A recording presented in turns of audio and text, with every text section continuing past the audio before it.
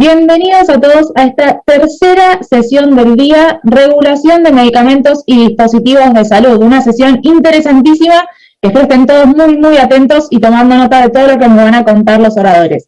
Estamos muy felices de contar con la presencia del doctor Marc Barone, fundador y gerente general del Foro Intersectorial para la Lucha contra las Enfermedades No Transmisibles en Brasil. En lo personal, quien fue uno de mis mentores y ejemplo a seguir en este rol de joven líder. Junto a Marc estarán Natalie Bere, de Compromiso del Paciente, de la Agencia Europea de Medicamentos, Leonardo Semprún, director senior de Políticas Regulatorias Globales para América Latina de MSD, Begoña Nafria, coordinadora del área de participación del paciente en investigación del Hospital Sant Joan de Déu de Barcelona, y Daniel Marín, miembro KIDS Barcelona Hospital Sant Joan de Déu también. Pueden encontrar sus biografías completas en la página oficial del primer Congreso Virtual Latinoamericano de Pacientes en el sitio web de IAPO. Recuerden que pueden dejar sus preguntas en el botón para hacer preguntas para los oradores. Y ahora sí, te doy la palabra, Marc, todo tuyo.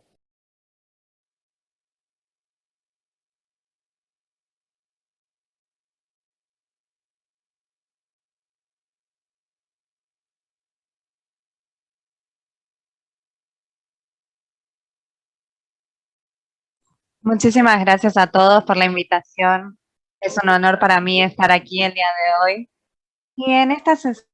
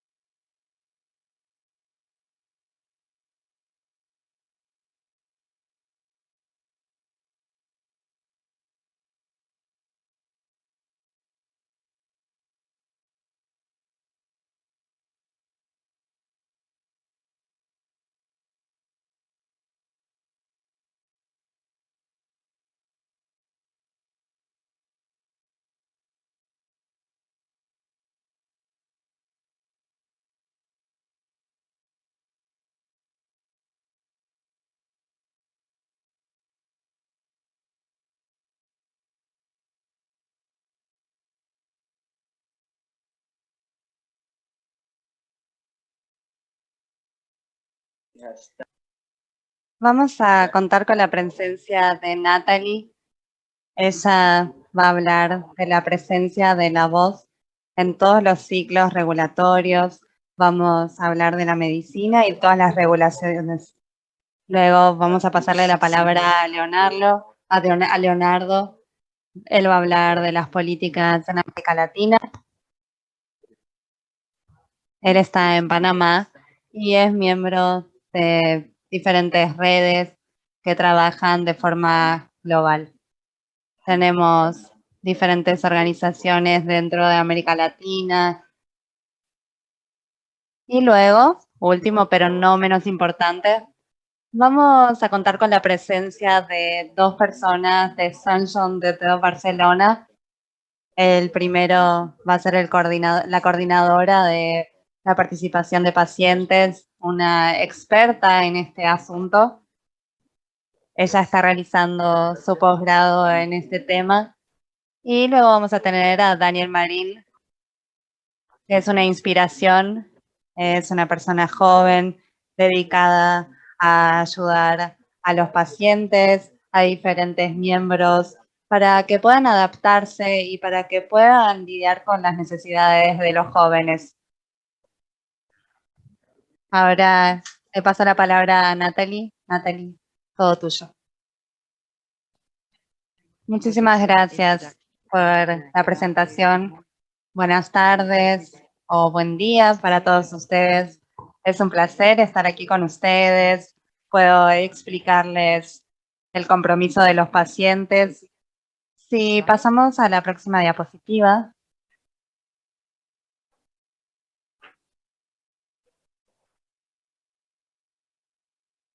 Próxima diapositiva, por favor.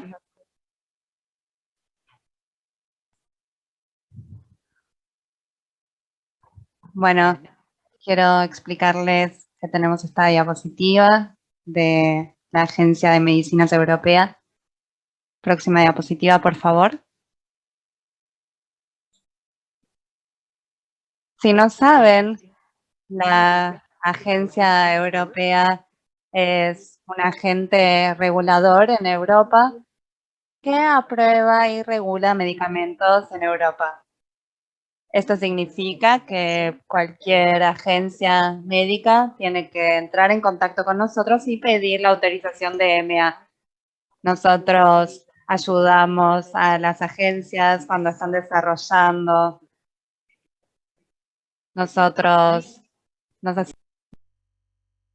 En 1995 empezamos a tener conversaciones, vimos la importancia de contar con la opinión de diferentes miembros y colaboramos con los pacientes para poder crear un marco de interacción.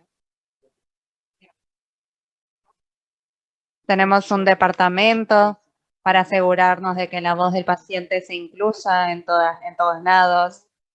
Tenemos diferentes acciones, incluimos a los pacientes de diferentes formas. Lo realizamos de forma sistemática. Próxima diapositiva, por favor.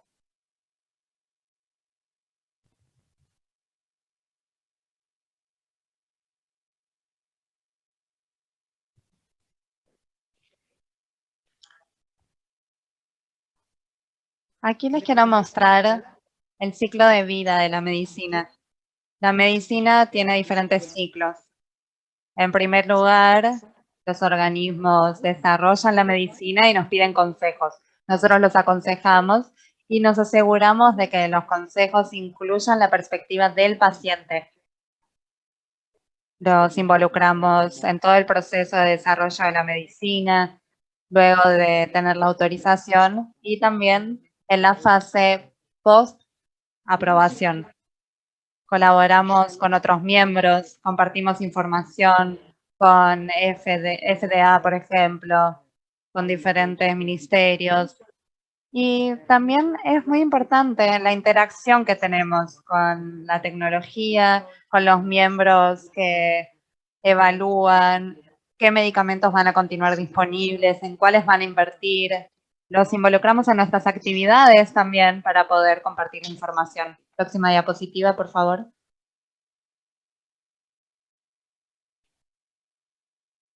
Quiero mostrarles un poco más cómo es la participación de los pacientes.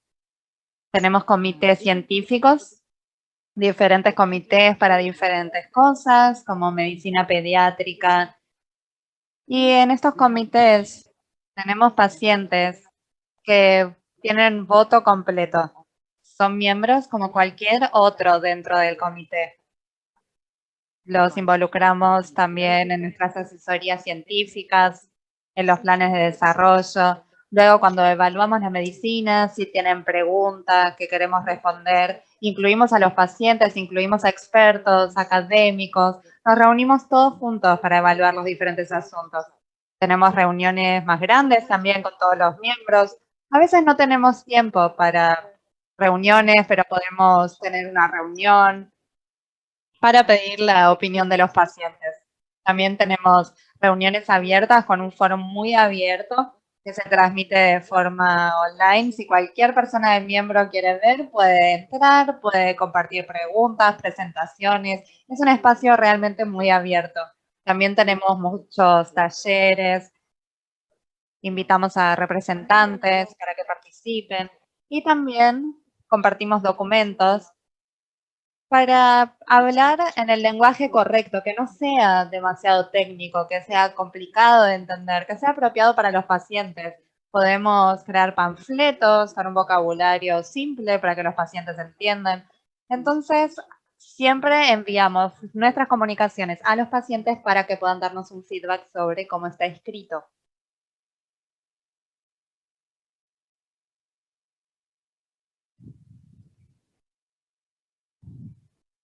Aquí podemos ver estas reuniones abiertas, como dije antes. Podemos pasar a la próxima diapositiva.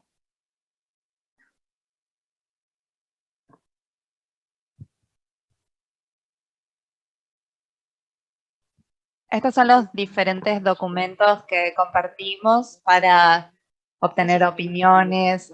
Tenemos nuestros resúmenes, panfletos, como dije antes, y muchas veces creamos un informe y compartimos preguntas y respuestas para que los pacientes puedan entender por qué autorizamos o no autorizamos un medicamento. Siempre compartimos los documentos, siempre somos transparentes.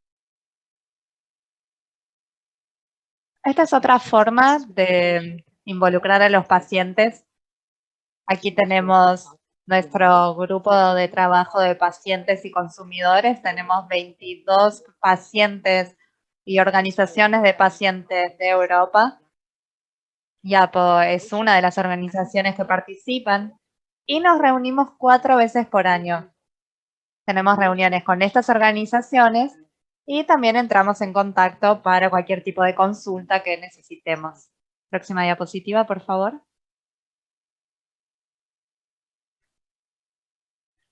Aquí podemos ver que hay diferentes formas de participación. A veces tenemos nuestro cuadro de gerentes, a veces tenemos una representación de pacientes, algunos pacientes intervienen de forma individual sobre su caso, sobre su enfermedad o condición. Próxima diapositiva, por favor.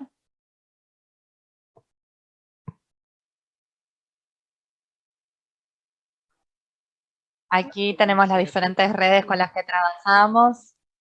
Trabajamos en Europa con diferentes instituciones y cualquier persona que esté interesada puede entrar en contacto.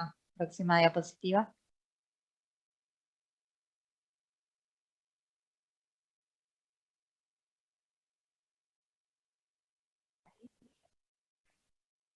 Quiero mostrarles aquí las diferentes metodologías que son importantes.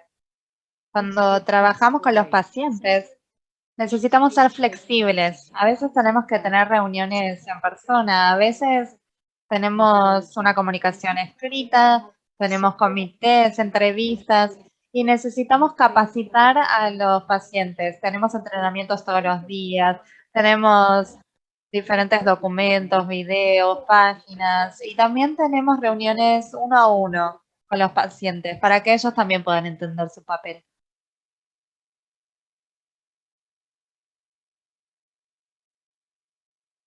Por supuesto, hay desafíos. Es importante trabajar con la comunidad para superar los desafíos. A veces un problema o un desafío puede ser encontrar pacientes que estén dispuestos a participar, porque muchos tienen su día a día, están muy ocupados y a veces no es fácil involucrarlos. Muchas veces no hablan inglés y necesitamos que todos entiendan sus diferentes papeles. Bueno, esto es demasiado largo, así que puedo responder preguntas al final. Muchísimas gracias, Natalie. Fue realmente increíble y me encantaría poder escuchar y enterarnos de diferentes agencias en diferentes partes del mundo. Ahora le voy a pasar la palabra a Leonardo Semprún. Te paso la palabra. Muchas gracias, Marc. Voy a presentar en español. A la Asociación Internacional de... Sorry. Okay. Primero que todo agradezco a la Asociación Internacional de Pacientes por este espacio para la discusión y por esta invitación. El día de hoy voy a estar dando una perspectiva regional sobre dos importantes tópicos, ¿no? Que no necesariamente están conectados entre sí, pero que tienen que ver con todo el aspecto de regulación sanitaria en la región. El primer tópico tiene que ver con la implicación de los pacientes en procedimientos reglamentarios. Vamos a dar una información de cómo está esto en Latinoamérica. Y en segundo lugar, el reliance como una forma práctica de regular los productos médicos y de acceder de forma más temprana a la innovación. Next, please. Próxima. Esta es la agenda que tenemos para el día de hoy. Próxima, next. Hay un punto importante, un poco en línea con lo que Bere señalaba, y es ¿qué papel cumple la regulación, ¿no? Y acá entendemos que es la aplicación de una serie de conocimientos médicos, científicos, técnicos, en un marco jurídico que nos permite establecer juicios sobre la calidad de un fármaco, su seguridad, su eficacia. Dentro de los objetivos de un regulador tenemos que debe brindar apoyo en el desarrollo del acceso a medicamentos con una relación riesgo-beneficio que sea positiva, evaluar solicitudes de licencia, supervisar la seguridad de los medicamentos en uso a lo largo de su ciclo de vida. Próximo. Next. En este gráfico podemos ver cómo la regulación soporta el desarrollo de nuevos medicamentos. En principio, basado en todo lo que nos comentaba Bere de la EMA, acá podemos ver un ciclo de vida de productos donde vemos que es importante obtener lecciones aprendidas sobre medicamentos anteriores, desarrollar estrategias de diseño clínico y no clínico, pero también esto incluye la autorización de comercialización para nuevas indicaciones, promueve la innovación continua, abre el camino para nuevos países fabricantes y también tiene que ver con cómo se regula la seguridad y su uso a largo plazo. En general, acá podemos ver que en cuanto a la regulación, nosotros hacemos procedimiento end-to-end a lo largo de todo el ciclo de vida de los productos. ¿Y qué subyace todas esas acciones? Pues la evidencia y la evaluación. Y acá el papel de los pacientes es clave. La experiencia de vivir con la enfermedad es una experiencia única y el paciente está bien posicionado entonces para hablar de esa experiencia. Los pacientes tienen un papel importante en desempeñar cuál es la evidencia correcta y cómo se lleva a cabo la toma de decisiones sobre los diferentes tratamientos. Pasamos al siguiente slide. Next, please. Hay una pregunta dentro del programa de esta sesión que tiene que ver con que si hay un espacio para que los pacientes en Latinoamérica participen en procesos de toma de decisiones sobre aspectos regulatorios, ¿no? Y acá podemos ver que claramente para desempeñar un papel completo en la investigación y el desarrollo de medicamentos, los pacientes deben ser parte de esa práctica reguladora. Las prácticas, buenas prácticas, las podemos ver en todo el mundo, por ejemplo, como hemos visto por parte de la EMA, pero también con agencias regulatorias de referencia para la región como la FDA. En Latinoamérica, en este punto, aún no está desarrollado un camino similar al de la EMA o al de la FDA, en el que los pacientes puedan aportar sus perspectivas a muchos procedimientos diferentes durante la evaluación regulatoria. Y esto es una experiencia, como hemos visto, reciente, que ha venido creciendo en todo el mundo. La participación de pacientes en conversaciones que plantean mejores prácticas en los sistemas regulatorios también es un aspecto muy, muy importante. Y justamente ahora quiero hacer el link sobre la importancia y las mejores prácticas en los sistemas regulatorios para introducir el otro tópico que quería hablar el día de hoy, que tiene que ver con Reliance. Y para eso vamos a ir a la próxima lámina. Next. Hablando justamente de mejores prácticas, acá podemos ver que debido a toda la complejidad del mundo globalizado, la evolución de la ciencia regulatoria, la complejidad de cadenas de suministro y la falta de recursos a nivel global, es importante traer acá el tema de Reliance. El tema de Reliance es un tema que viene ganando tracción en los actuales momentos y hablo de Reliance porque realmente no existe una traducción al español sobre este término, ¿no? La palabra que se utiliza es Reliance y la Organización Panamericana de la Salud la ha definido como la utilización de decisiones de autoridades regulatorias de otras jurisdicciones. Esto lo que implica es que la autoridad de referencia facilita el producto de su trabajo, como evaluaciones e inspecciones, en tanto que la autoridad receptora usa sus conocimientos para conservar sus propias responsabilidades regulatorias. El Reliance viene avanzando en nuestra región. Las agencias nacionales de referencia de diferentes recursos y niveles de capacidad practican este Reliance regulatorio independientemente de su nivel de madurez. Next. Una de las principales oportunidades que podemos ver con respecto al Reliance es cómo se puede aprovechar al máximo los recursos y la experiencia disponible evitando así la duplicación de esfuerzos, concentrar estos esfuerzos y recursos donde más se necesitan y de esta forma fortalecer los sistemas regulatorios. Entonces podemos ver que hay múltiples ventajas en el caso de los pacientes por un acceso oportuno a productos médicos, en el caso de agencias regulatorias porque se utiliza de forma eficiente el recurso y se evita la duplicación del trabajo, para la industria porque de alguna manera se gestiona de una forma simplificada todo lo que tiene que ver con los sometimientos regulatorios y de alguna manera también se obtienen aprobaciones más predecibles y oportunas. En el próximo slide, next, podemos apreciar un gráfico en el que se observa que el Reliance como mecanismo puede adoptar diferentes formas y en diferentes grados para reconocer o tener en cuenta las evaluaciones o decisiones de otras agencias regulatorias. Acá podemos ver una correlación entre cómo a medida que nosotros construimos confianza o se desarrolla la confianza entre agencias regulatorias, también vemos mejoras en cuanto a la eficiencia de los procesos. Y eso lleva a que se puedan adoptar diferentes formas mucho más sofisticadas del Reliance en cuanto a cómo esa confianza va aumentando. Entonces acá el mensaje más importante es que la colaboración y el diálogo ayudan a generar esta confianza que al final es la base del Reliance regulatorio. Próximo slide, next.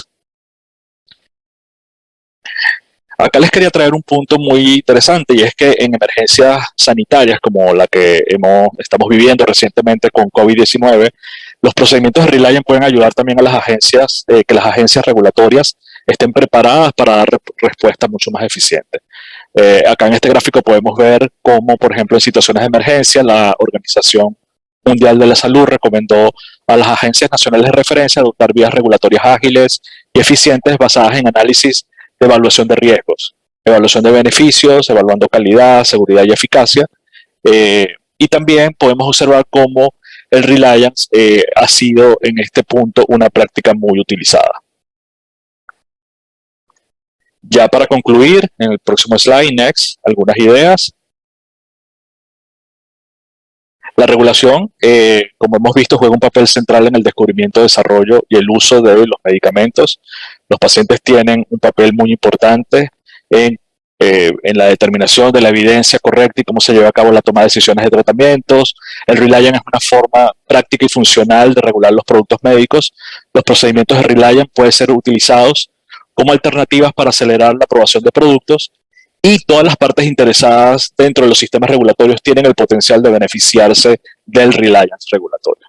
Espero que con esto hayamos tenido una idea general, una perspectiva regional de dos importantes conceptos. Uno, el involucramiento de pacientes en procedimientos regulatorios, pero por otro lado, el Reliance como un mecanismo que apoya en el acceso más oportuno a productos médicos. Muchas gracias por la oportunidad.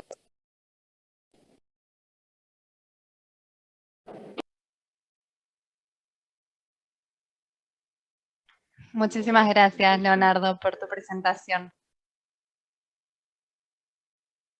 Es increíble ver la participación de todas las personas participando en los procesos de regulación en América Latina y ver la importancia, ver lo significante que puede ser para la región, tomar en cuenta las diferencias regionales, las diferencias de salud de la población y también entender el Reliance, la importancia que esto tiene para avanzar y para mejorar la regulación de la medicina en nuestros países.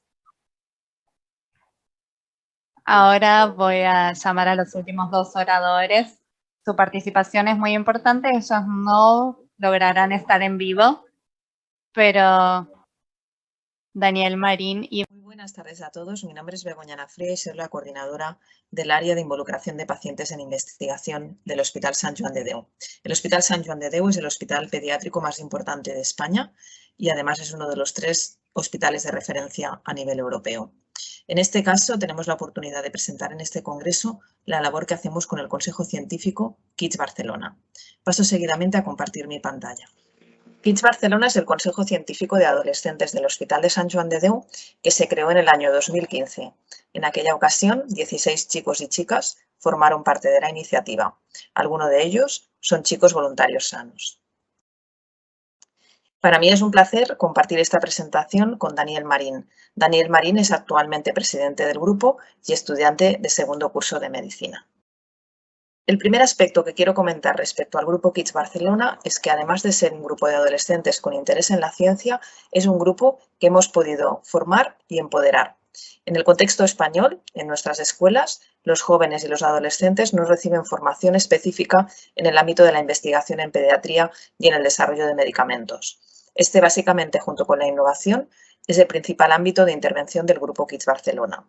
Por ese motivo, al inicio de la iniciativa, desarrollamos una formación basada en los 4 pilares que se pueden ver en la diapositiva: biomedicina, ensayos clínicos, innovación y, en general, investigación clínica. Esta formación, junto con otras iniciativas que hemos desarrollado y las sesiones teórico-prácticas, permiten a los chicos y chicas de Kids Barcelona poder disponer de los conocimientos y de las habilidades adecuadas para poder opinar, contribuir y participar, haciendo que la investigación del Hospital Sant Joan de Déu se centre en las necesidades de la población pediátrica y adolescente. Este es otro ejemplo de programa formativo. En este caso ha sido una iniciativa con la financiación del programa IT Health de la Comisión Europea, en el que hemos desarrollado un programa basado en 4 pilares en el ámbito de los ensayos clínicos. El módulo 1 es sobre el diseño de proyectos de investigación con jóvenes. Módulo 2, co-creación de protocolos de investigación en salud con jóvenes. Módulo 3, calidad de vida y medidas de resultados informados por el paciente. Y finalmente el módulo 4, información sobre ensayos clínicos para jóvenes. Esta formación se encuentra accesible y disponible para otros grupos como Kids Barcelona, que existen alrededor de Europa y del mundo, pero también para asociaciones de pacientes y centros académicos que deseen introducir en el mundo de la investigación clínica a sus estudiantes. La formación que ofrece el programa es absolutamente práctica y centrada en casos reales. En la siguiente diapositiva se puede ver, por ejemplo, en el caso del módulo dedicado al diseño de proyectos de investigación con jóvenes, que el caso sobre el cual están basadas las diferentes actividades es la historia de Sally. Sally es una chica adolescente que padece lupus. En base a esta situación, diferentes retos y actividades, tanto individuales como grupales, permitirán a los jóvenes adentrarse, introducirse en el mundo de la investigación clínica. Estas actividades se pueden llevar a cabo cuando son grupales, con la supervisión y el acompañamiento de profesores, coordinadores y responsables de organizaciones de pacientes. Una actividad relevante que hemos llevado a cabo recientemente ha sido la co-creación de la guía de recomendaciones para la involucración del paciente pediátrico en la investigación y el desarrollo del medicamento. Esta es una iniciativa única en Europa y, por tanto, creemos también en el mundo, en el que se han sentado a trabajar mano a mano diferentes agentes involucrados en el desarrollo del medicamento. Estos agentes han sido Farmaindustria, que es la federación de las compañías farmacéuticas que en nuestro país, en España, trabajan desarrollando ensayos clínicos en pediatría, la Asociación Española de Pediatría con todas sus especialidades, la red RECLIP, la Red de Ensayos Clínicos Española en Pediatría, con el liderazgo y la supervisión del Hospital de Sant Joan de Déu, con su grupo de jóvenes, Kids Barcelona, y también con un grupo de padres que nos han permitido redactar 8 recomendaciones para asegurar que cualquier diseño de un ensayo clínico pediátrico, desde su inicio hasta su finalización, tenga en cuenta la perspectiva del paciente. Este documento es de libre acceso y está disponible en la página web de Farmaindustria, y en el caso de que alguna organización desee más información, al final de esta presentación ofreceremos un correo electrónico de contacto para requerir cualquier dato adicional. También trabajamos con estrecha colaboración con la Agencia Europea del Medicamento. Es la agencia reguladora que supervisa y evalúa tanto el diseño de ensayos clínicos pediátricos como la autorización de nuevos medicamentos en el contexto de Europa. Uno de los hitos más relevantes fue que en el año 2017 ayudamos a desarrollar y a validar la guía de la involucración de los jóvenes en las actividades regulatorias de la Agencia Europea del Medicamento. La Agencia Europea se plantea, en el caso de los fármacos que afecten a la población pediátrica, escuchar a los pacientes mediante diferentes mecanismos, entrevistas, encuestas o incluso la participación en las sesiones de supervisión científica que lleva a cabo la propia agencia con los diferentes sponsors de los ensayos clínicos pediátricos. Este documento también es de libre acceso a través de la página web de la Agencia Europea del Medicamento. Seguidamente paso la palabra a Daniel Marín, presidente del Grupo Kids Barcelona, que nos va a explicar algunos ejemplos de otras actividades que desarrollamos en el grupo. Para mí ha sido todo un placer poderles acompañar en el día de hoy. Muy buenas tardes a todos y a todas. Muchas gracias, Bego, por la presentación y como bien dices, pues yo ahora os explicaré algunos ejemplos, ¿no?, de las muchas cosas que hacemos en el grupo. Esta foto, que fue justo antes de la pandemia, en 2019, resume un poco, ¿no?, quiénes somos. Somos pacientes y no pacientes del hospital, somos unos 20 jóvenes, chicos y chicas, algunos pacientes, otros no. Y bueno, en nuestro grupo, en Kids Barcelona, nuestro principal objetivo sería el de ayudar, ¿no?, en el proyecto, somos como asesores, ayudamos en proyectos de innovación que van destinados a pacientes pediátricos, a los niños más pequeños, adolescentes, ¿no? Entonces nuestra misión es como ayudar en el proceso de estos proyectos para asegurarnos de que están adaptados a las necesidades de los más pequeños. Y bueno, nuestra principal recompensa como de la labor que hacemos es el saber, ¿no?, que ayudamos a pacientes, a niños, niñas y que saber, ¿no?, que ponemos nuestro granito de arena para que todo pueda ir mejor adaptado.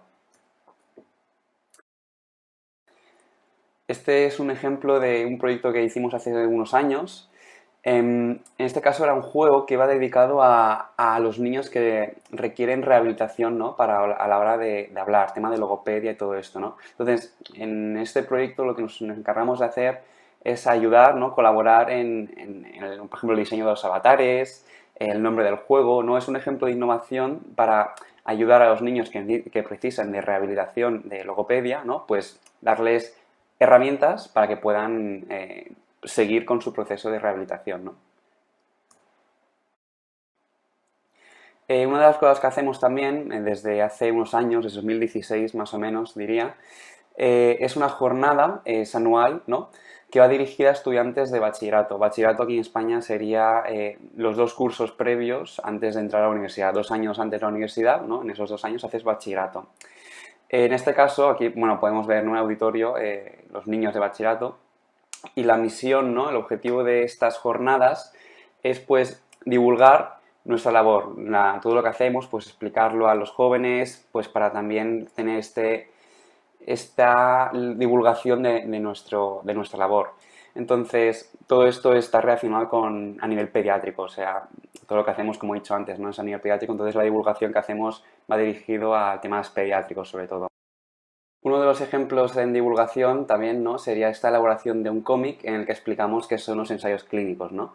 En este caso, pues ayudamos en el desarrollo del diálogo, de las viñetas y creemos que la mejor manera de hacer divulgación, sobre todo para los más pequeños, es maneras fáciles de entender, ¿no? Creemos que un cómic, por ejemplo, por ponerte algo, es una manera fácil de poder entender las cosas, que no a lo mejor un documento muy formal en el que el vocabulario es difícil de entender.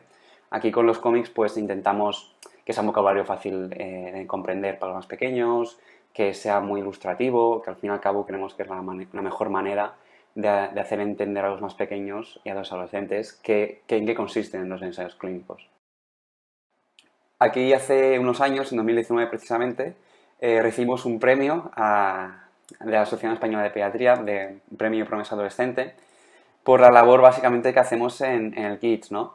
Tuvimos como un pequeño reconocimiento pues a todo lo que hacemos y toda la implicación que tiene y lo que implica, ¿sabes? Todo lo que hacemos en el Kids y todos los resultados que acabará teniendo a nivel de pacientes, ¿no? La repercusión que tendrá para los más pequeños a la hora de ingresar a un hospital y la importancia de toda la labor que realizamos. Las sesiones que hacemos no son todas teóricas, también tenemos partes prácticas de sesiones, ¿no? Y aquí es un ejemplo, por ejemplo, de cuando fuimos al biobanco de Sant Joan de Déu y, bueno, hicimos una práctica sobre la extracción de ADN con nuestra propia saliva, ¿no? Y aquí un par de fotos donde se nos ve, pues, con las muestras de saliva y todo esto, ¿no? Pero al fin y al cabo lo que quiero ilustrar es el hecho de que no siempre es todo teórico, sino que también nos gusta hacer partes prácticas porque al fin y al cabo con la teoría aprendes, ¿no? Pero cuando lo ves por ti mismo, cuando tienes este componente práctico, pues se te quedan mucho mejor las cosas, ¿no? Bueno, pues otro ejemplo más de divulgación sería la colaboración mensual que tenemos con Radio Nacional de España. Participamos en un programa mensualmente llamado Lletra Lligada, que se emite aquí en Cataluña. Y bueno, cada mes va alguno del grupo, ¿no? Aquí tenemos Por ejemplo, Sofía a la izquierda y aquí estoy con Jordi.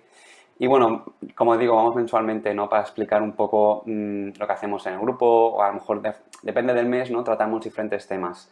Pero es un proyecto que vamos nosotros, ¿no? Como Kids, y también con algún investigador del hospital de Sant Joan de Déu para, ya te digo, ¿no? En diferentes meses hablamos de diferentes temas para hacer esa divulgación pues, de información sobre salud y muchos más temas. También las sesiones, ya te digo, aprendemos bastante, entonces tratamos temas también actualidad. En este caso es paradójico, ¿no? Pero unos meses antes del COVID hicimos una sesión sobre las vacunas en la que se nos explicaba pues, en qué consisten las vacunas, cómo funcionan, cómo se administran, epidemiología, etcétera, etcétera, etcétera, ¿no?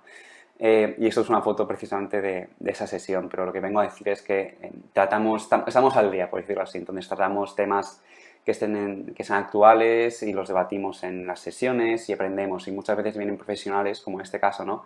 Vino una doctora en tema de vacunas y todo esto, pues explicarnos todo relacionado con estas.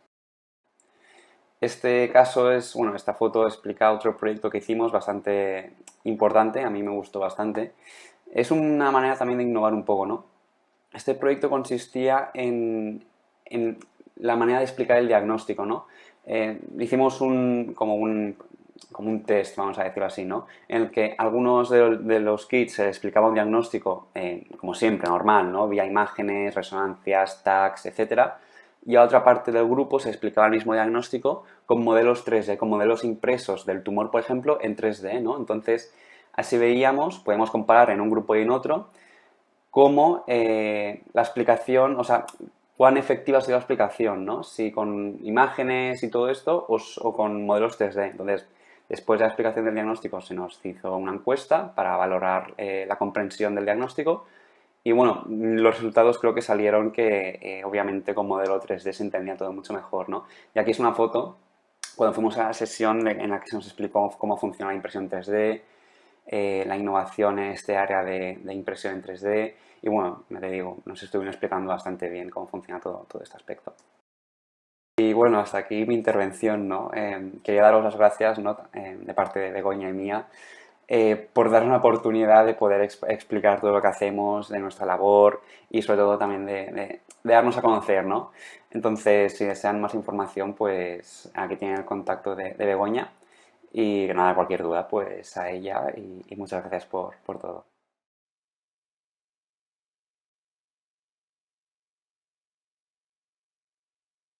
Begoña, Daniel, muchas gracias. Fue muy inspirador. La próxima vez espero que puedan estar con nosotros en vivo en esta conferencia. Estoy seguro de que todos aquí han aprendido muchísimo, como yo. Y ahora nos encantaría hablar de los números. Tenemos 219 personas mirándonos en vivo. Estoy feliz. Me encanta saber que líderes de toda América Latina y seguramente de otras regiones están aquí con nosotros aprendiendo y compartiendo este conocimiento. Nuevamente, quiero recordarles que pueden dejar sus preguntas en el Q&A. Pueden verlo en la parte derecha de su pantalla. Y ahora invito a Natalie y a Leonardo a interactuar con nosotros en algunas preguntas que tenemos.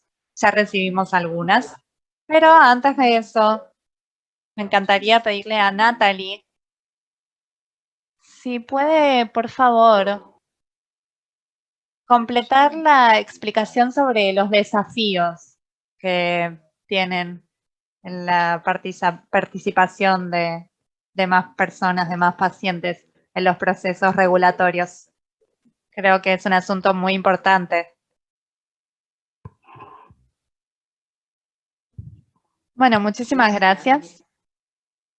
Y sí, realmente es muy importante hablar de los desafíos y trabajar en ellos con los pacientes. Necesitamos encontrar la mejor forma de involucrar al paciente y que este proceso sea lo más fácil posible para ellos, que pueda ser eficaz.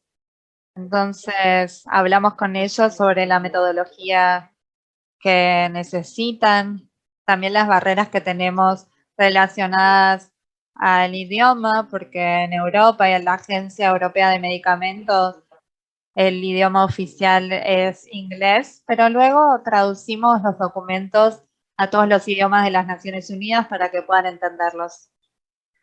Otro desafío es lidiar con las expectativas, porque muchas veces los pacientes se involucran en las actividades y les es difícil entender su papel. En los ensayos, estos procesos son muy complejos. Es importante entender cuál es el mejor momento para que el paciente pueda contribuir, porque hay cosas en las que su opinión es muy importante. Ellos son las personas que viven con la enfermedad. Es importante saber qué esperan de la medicina, qué esperan para el futuro. Esto es un desafío, pero es muy importante, lidiar con las expectativas. Muchas gracias. Y ahora tengo una pregunta que le va a pedir a Leonardo que responda.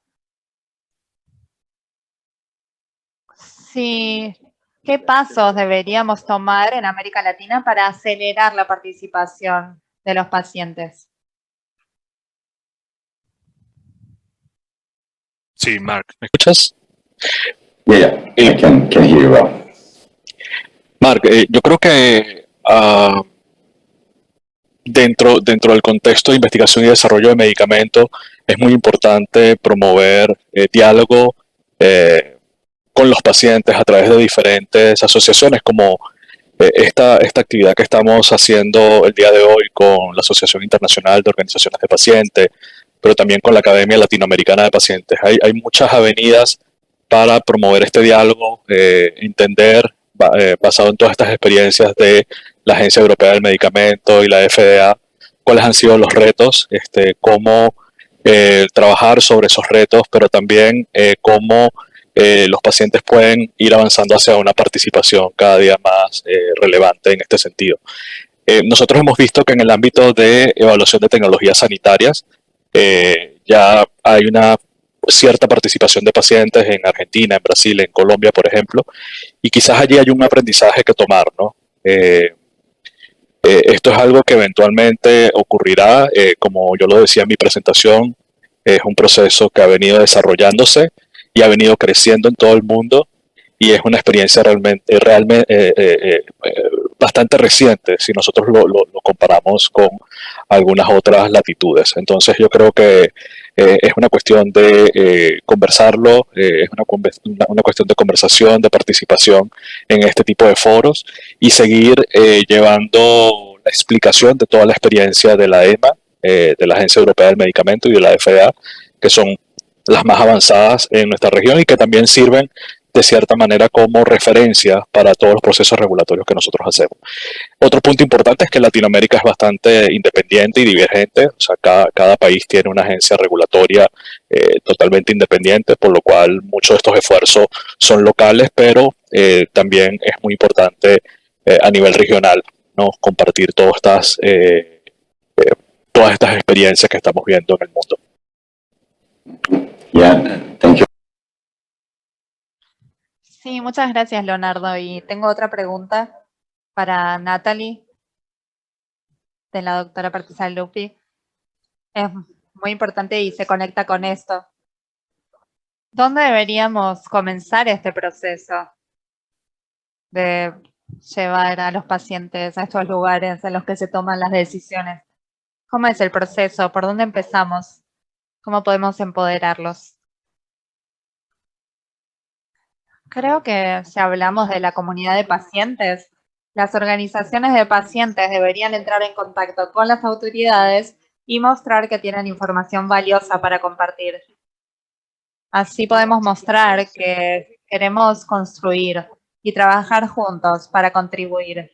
Creo que las autoridades, los pacientes, todos pueden obtener algo. Los pacientes pueden compartir información y las autoridades pueden considerar esta información que reciben.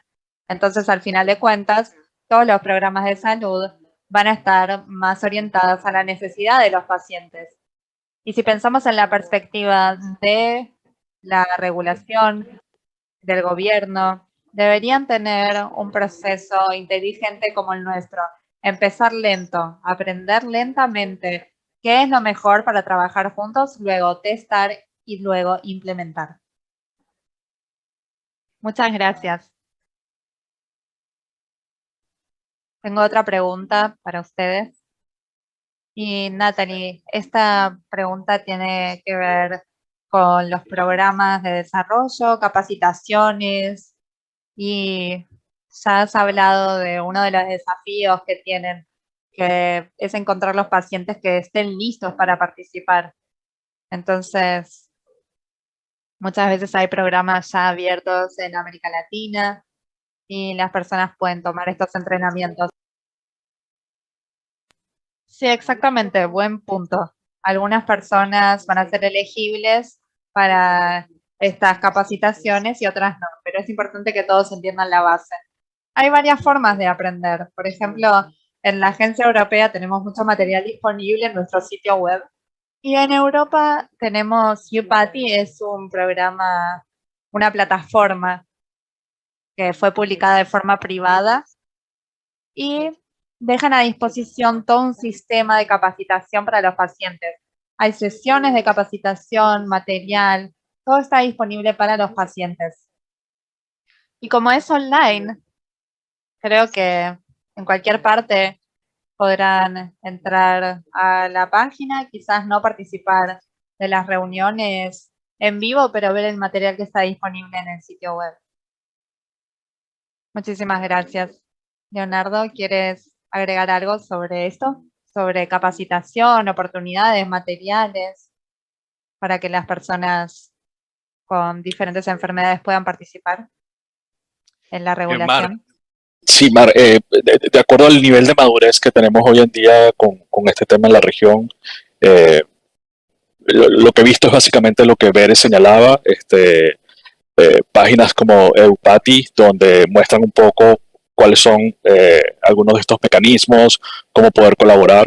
Creo que eso es una enseñanza para nuestra región y nosotros podemos tomar estos ejemplos para avanzar desde lo más pequeño hacia lo más grande, ¿no? Que ya sería una participación completa dentro de este tipo de temáticas. Perfect. I have another question here for you, Leonardo. What about COMISCA and regional regulation? Why cannot we have? ¿Por qué no podemos tener una regulación regional? Una entidad regulatoria regional. Me encanta esa pregunta. Realmente la forma en la cual están institucionalizadas las agencias regulatorias, como lo señaladas de forma independiente, hay muchos esfuerzos regionales relacionados con armonización de requerimientos técnicos, pero hay un punto también central en todo esto y tiene que ver un poco con el nivel de madurez de las agencias regulatorias. No todas están, digamos, al mismo nivel en cuanto a sus capacidades, sus recursos, etcétera. Y para esto también hay un elemento importante que es como la comparación, la herramienta de valoración comparativa entre agencias que te permite determinar ciertos indicadores de gestión para mirar cómo están las agencias. Respondiendo puntualmente a la pregunta, yo diría que aún en Latinoamérica falta mucho por hacer en cuanto a la cooperación internacional. Yo creo que si bien estamos un poco lejos de tener una regulación que articule toda la región, yo señalaba procedimientos como el Reliance, que son procedimientos que pueden ser adaptados a la regulación actual que existe en cada país, como una forma eficiente de regular los productos médicos y con esto generar múltiples ventajas a diferentes socios o interesados dentro del sistema de salud, como lo son los pacientes, por cuanto las terapias las podemos accesar a terapias mucho más tempranos, a las agencias regulatorias por cuanto pueden reenfocar sus recursos en aquellos casos donde sea necesario para mejorar el sistema regulatorio, y para la industria en general porque la industria globalmente trabaja con todo lo que tiene que ver con fuentes de suministro, fabricación, y todo esto implica una carga importante de trabajo que tiene que ver con estas autorizaciones para que sean autorizadas por parte de los entes reguladores. Entonces yo diría que aún eso es bastante utópico, sin embargo es un largo camino por recorrer, y yo creo que el Reliance es hoy en día un concepto que está ganando mucha atracción y que puede ser aplicable en nuestra región, y de hecho ya es una realidad y lo hemos visto en diferentes partes del ciclo de vida de un producto. Tengo otra pregunta para ti, Leonardo. La pregunta es si hay algún hospital, alguna clínica en América Latina, como el Hospital Sant Dedeu en Barcelona, en la que tengan esta participación pediátrica en investigación, si sabes de algún hospital o clínica. No tengo conocimiento, Marx, de esta participación por parte de hospitales. Yo creo que en Latinoamérica lo que está más desarrollado en el ámbito de participación de pacientes tiene que ver justamente con las organizaciones, y creo que es un punto de partida justamente para promover estos diálogos, estas conversaciones y lograr ese engagement, ¿no?, por parte de instituciones de salud, etcétera, que participen. Pero como lo decía anteriormente, como no existe un procedimiento formal, hoy en día esto no forma parte, ¿no?, de la regulación de productos médicos para la autorización de nuevos medicamentos. Gracias. Bueno, estamos llegando al final de la sesión. Tengo una última pregunta para Natalie, que se trata sobre la participación de las diferentes personas. ¿Cómo hacen para garantizar que todas las voces están siendo respetadas y escuchadas, para que no se sientan dejados de lado? ¿Y cómo tienen en cuenta el diferente contexto económico, social de las personas que participan? Porque no estamos hablando solo de personas de la clase media, por ejemplo. Muchas veces esto va más allá y en el mismo grupo tenemos diferentes participantes con diferentes contextos. Si tenemos poder, podemos incluir a más partes interesadas. A veces las personas sienten que su voz no hace la diferencia. Es una buena pregunta, porque por un lado, cuando los pacientes se involucran, los tratamos igual que a cualquier otro especialista. No importa si es un científico, si es un investigador, todos son tratados de la misma forma y todos tienen el mismo poder de voto y el mismo espacio para hacer sus comentarios durante una reunión, durante un informe sobre un medicamento. Es importante que todos los pacientes entiendan que su voz importa. Por supuesto, va a depender del contexto, de su conocimiento, pero al mismo tiempo es difícil entrar en contacto y hablar de igual a igual con cualquier organización. Nosotros entramos en contacto con organizaciones como IAPO, por ejemplo, y sabemos que intentan llegar a esos pacientes que no son los que suelen involucrarse. Creo que el día de hoy, con las redes sociales, con los diferentes canales que tenemos, podemos llegar a más pacientes que quizás ni siquiera son miembros de organizaciones, pero tienen este interés, quieren estar involucrados. Creo que hoy en día tenemos más oportunidades, podemos usar las redes sociales. Muchas gracias. Y ahora tenemos otra pregunta para Leonardo. ¿Qué hace la industria para tener impacto en las agencias regulatorias para que incluyan a los pacientes en sus decisiones? ¿Cómo podemos lidiar con esto y con los miembros del gobierno? Bueno, la industria en general tiene grupos que trabajan con todo lo que es el involucramiento de pacientes a nivel de las decisiones regulatorias para autorizaciones, por ejemplo, de nuevos medicamentos. Es algo que aún está muy prematuro. Creo que hay mucho que hacer en ese sentido. Yo creo que esto, como parte del primer Congreso Internacional de Asociaciones de Pacientes en Latinoamérica, es un gran ejemplo de cómo promover esa conversación cómo promover ese diálogo y cómo tomar experiencias, como lo señalaba, de otros ámbitos para desarrollar esta relación con las autoridades regulatorias. Yo pienso que desde la industria, a través del trabajo que hacen diferentes compañías, hay un gran aprendizaje basado en todo lo que estamos viendo, por ejemplo, con la Agencia Europea del Medicamento y la FDA, que pudiese ser utilizado en la región, ¿no? Que cada uno de los desarrolladores de los productos médicos hoy en día se enfrenta a ese procedimiento que rige en Europa, en Estados Unidos, que tiene que ver con este involucramiento de pacientes, y yo creo que allí hay muchas lecciones que aprender, ¿no? Para que esta brecha, ¿no?, se reduzca y nosotros podamos avanzar rápidamente con este tipo de involucramiento. Pero sí, existen grupos que trabajan fuertemente con todo lo que tiene que ver con este involucramiento y estas conexiones con asociaciones de pacientes en la región. Thank you. Muchas gracias, Leonardo. Y solo quiero agregar que las diferentes organizaciones globales y también sectores multilaterales están participando en esto. Y siempre tenemos que buscar esto, incluir la voz del paciente y a las personas que viven con alguna enfermedad para que puedan estar en esta toma de decisiones.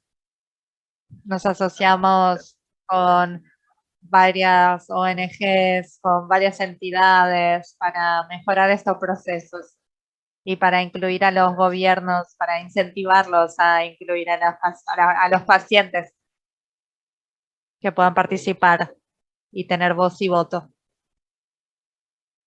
en las diferentes fases de las políticas, de los programas.